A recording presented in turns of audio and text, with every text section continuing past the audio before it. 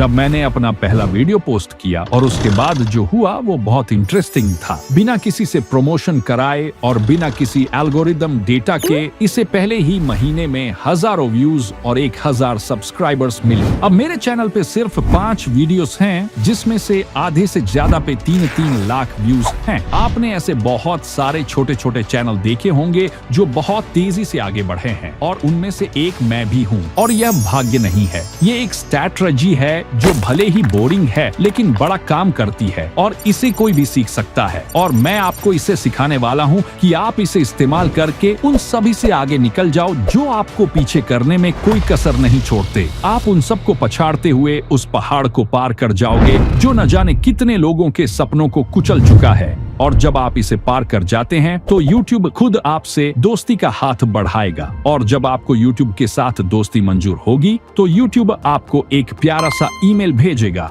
Welcome to the YouTube partner program, जिसके बाद आप बन जाएंगे यूट्यूबर बाबू। लेकिन मेरे दोस्त, जितना आसान तुम सोच रहे हो उतना आसान यह नहीं है। जो लोग तुम्हें पहले महीने में ही या कुछ ही दिनों में 1000 सब्सक्राइबर्स पार करते दिखते हैं, उनमें से एक भी ऐसे लोग नहीं होते जिन्होंने बस अभी अभी YouTube के बारे में जाना और चैनल बनाया हो और फिर महीने भर में ही चैनल मोनेटाइज कर लिया हो। जो लोग आपको तेजी से आगे बढ़ते हुए दिखते हैं, उनका चैनल भले ही नया हो लेकिन उनका तजुर्बा पुराना होता है, जिसे हम एक्सपीरियंस कहते हैं। जो लोग आपको फास्ट ग्रो करते हुए दिखते हैं, उन्हें इस सब की जानकारी होती है जो उन्होंने बहुत सारी गलतियां करके सीखी होती है। लेकिन एक मिनट रुकिए, आप कहना क्या चाहते हैं? क्या मुझे भी 1-2 साल गलतियां करके सीखना होगा? नहीं, इसमें तो काफी सारा समय निकल जाएगा। तो फिर मुझे क्या करना चाहिए जिससे मैं कम से कम समय में सीख सकूं? Good question. तुम्हारे सभी सवालों का जवाब है इस वीडियो में। इसके वजह से न जाने कितने सारे छोटे छोटे क्रिएटर्स उन 100-200 व्यूज में अटके रह जाते हैं और अंत में YouTube छोड़ देते हैं। यह एडिटिंग नहीं है, ना ही स्क्रिप्ट है और ना ही आपका टाइटल और थंबनेल है। लेकिन अगर इसे ठीक से नहीं किया जाए तो यह चैनल पर व्यूज और सब्सक्राइबर्स को फ्रीज कर देता है। और अगर इसे ठीक से किया जाए तो यह चैनल को 10 गुना तेजी से बढ़ा सकता है।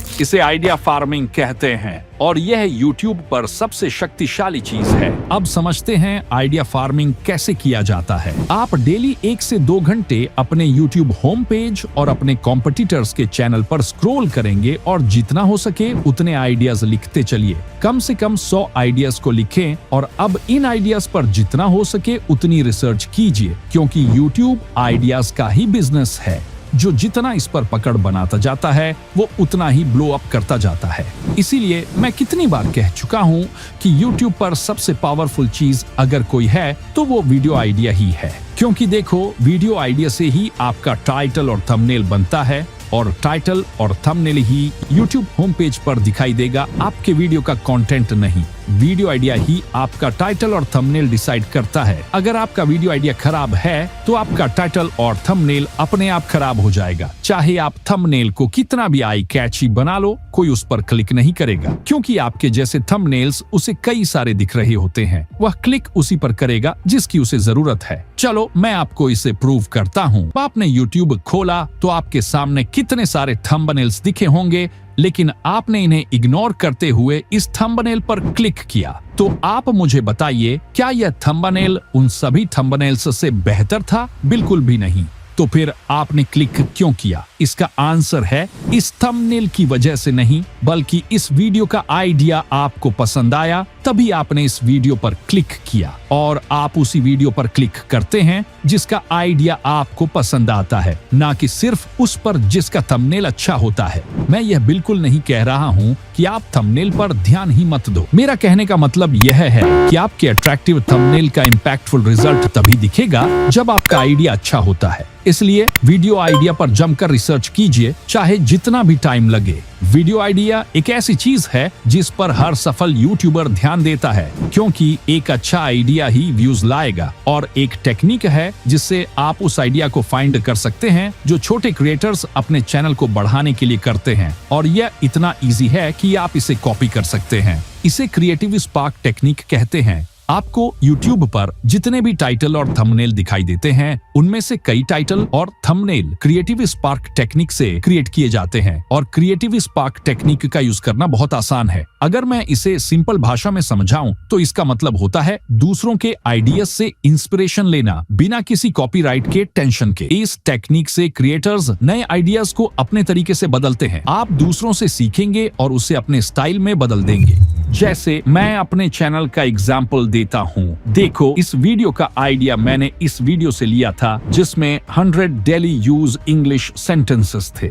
मैंने इसमें कुछ क्रिएटिविटी का यूज किया और इस आइडिया को अपने चैनल के लिए 100 फेसलेस चैनल आइडियाज में बदल दिया, जो बिल्कुल काम किया। और इसे काम करना ही था क्योंकि जिससे इंस्पिरेशन लिया था वो पहले से ही काम कर चुका था। अगर आपको लगता है कि यह सिर्फ लक था तो यह देखो, मैंने इसे चेक करने के लिए अपने एक दोस्त को भी वही आइडिया दिया और आप देख सकते हैं कि उसने अपने चैनल पर इस आइडिया को ट्राई किया और उसका चैनल हाफ मोनेटाइज हो गया। अब आप इसे लक नहीं कह सकते। मैं आपको जितने भी टिप्स देता हूँ मैं उसका प्रूफ जरूर देता हूँ ताकि आप बिना किसी डर के मेरे द्वारा बताए गए टिप्स को यूज कर सके। और मैंने जितने भी वीडियोस दिए हैं आप देख लेना, सभी में प्रूफ मिलेगा। प्लीज बिलीव मी, मैं आपको कभी भी गलत रास्ता नहीं दिखाऊंगा। आपके पास सैकड़ों वायरल आइडियाज हैं, बस आपको छानने का तरीका आना चाहिए ताकि आप सबसे अच्छे आइडियाज पर काम कर सको। मैं ऐसे ही आइडियाज को फाइंड करता हूँ और सभी आइडियाज को इन 5 सवालों से गुजारता हूँ। पहला सवाल, क्या यह आइडिया मुझे एक्साइटेड कर रहा है? अगर आप इस आइडिया पर काम करने के लिए एक्साइटेड नहीं हैं, तो आप अपना बेस्ट नहीं दे पाएंगे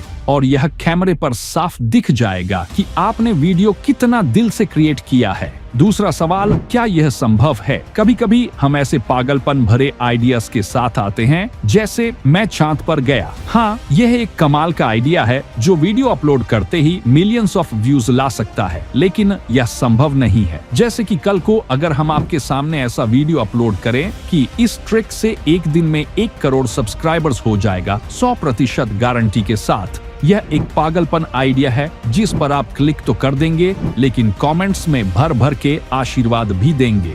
इसलिए ऐसा आइडिया सिलेक्ट मत करना जो सुनने में कमाल का लगे लेकिन पॉसिबल ही ना हो, नहीं तो आशीर्वाद मिलने पक्के हैं। तीसरा सवाल, क्या इस आइडिया से रिलेटेड कोई YouTube पर वीडियो है जिसे अच्छा खासा व्यूज मिला हो? अगर हाँ, तो यह एक अच्छा संकेत है कि आइडिया काम करेगा। चौथा सवाल, क्या इस आइडिया के लिए अच्छा टाइटल और थंबनेल बना पाएंगे? अगर हाँ, तो यह आइडिया ठीक है और आगे काम किया जा सकता है। पांचवा सवाल, इस आइडिया की डिमांड कितनी है? अगर आपने ऐसा टॉपिक सेलेक्ट किया है जिसमें ऑडियंस की डिमांड कम है, तो आपको व्यूज भी कम मिलेंगे। जब आप इन सवालों और फॉर्मूला पर आइडियाज को परखते हैं तो आप गलत सिलेक्शंस से बच सकते हैं। सभी ने कभी न कभी एक वीडियो बनाया है जो फ्लॉप हो गया, जबकि मेहनत में उसने कोई कसर नहीं छोड़ी थी, लेकिन फिर भी वीडियो फ्लॉप हो गया और इसका कारण था कि उसने आइडिया गलत सेलेक्ट कर लिया। अगर आपको YouTube पर लंबे समय तक बने रहना है तो आपको अपने इंटरेस्ट के बजाय ऑडियंस की डिमांड के हिसाब से चलना होगा। हमारे आइडिया की जांच का अंतिम कदम YouTube होम पेज पर होता है। कभी कभी YouTube का एल्गोरिदम ऐसा खेल दिखाता है कि सभी फॉर्मूलास को धज्जियां उड़ा देता है, तो आपको यह सुनिश्चित करना चाहिए कि आप भ्रमित न हो। यह एक डिस्ट्रैक्शन है जिससे आपको दूर रहना चाहिए, नहीं तो यह आपके सक्सेस को चकनाचूर कर देगा। अगर आप सक्सेस चाहते हैं तो आपको इस बिल को भरना होगा। क्या आप इसे भरने के लिए तैयार हैं? अगर हाँ, तो आप अपने सक्सेस को डूबने से बचा लेंगे।